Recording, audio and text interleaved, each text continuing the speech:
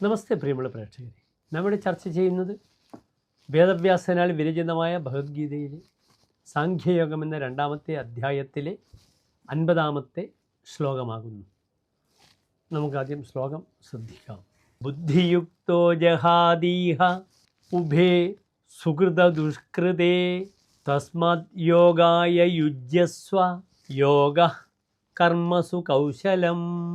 അടുത്തതായി പ്രസ്തുത ശ്ലോകത്തിൻ്റെ പദച്ഛേദം ശ്രദ്ധിക്കുക. ബുദ്ധിയുക്ത ജഹാദി ഇഹ ഉഭേ സുഹൃതദുഷ്കൃതേ തസ്മാത് യോഗായ യുജ്യസ്വ യോഗ കർമ്മസു കൗശലം. ഇനി പ്രസ്തുത ശ്ലോകത്തിൻ്റെ അന്വയമാണ് നാം ചർച്ച ചെയ്യുന്നത്. ശ്രദ്ധിക്കുക. ബുദ്ധിയുക്ത ഇഹ സുഹൃതദുഷ്കൃതേ ഉഭേ ജഹാദി തസ്മാത് യോഗായ യുജ്യസ്വ യോഗ കർമ്മസു കൗശലം. ഇനി പ്രസ്തുത ശ്ലോകത്തിൻ്റെ സാരാംശമാണ് നാം ചർച്ച ചെയ്യുന്നത്. ശ്രദ്ധിക്കുക. ഇവിടെ കൃഷ്ണൻ അർജുനനോട് ഉപദേശിക്കുന്ന ഒരു ശ്ലോകം തന്നെയാണിത്. സാഖ്യത്തിലെ പ്രധാനപ്പെട്ട ശ്ലോകങ്ങളിൽ ഒന്നാണിത്. സമബുദ്ധിയുള്ള യോഗി പുണ്യപാപങ്ങളെ രണ്ടിനെയും ഉപേക്ഷിക്കുന്നു.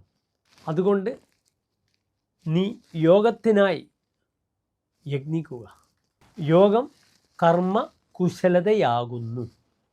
വളരെ ലളിതമായ സാരാംശമാണ് ഈ ശ്ലോകത്തിൻ്റെ. നമസ്തേ.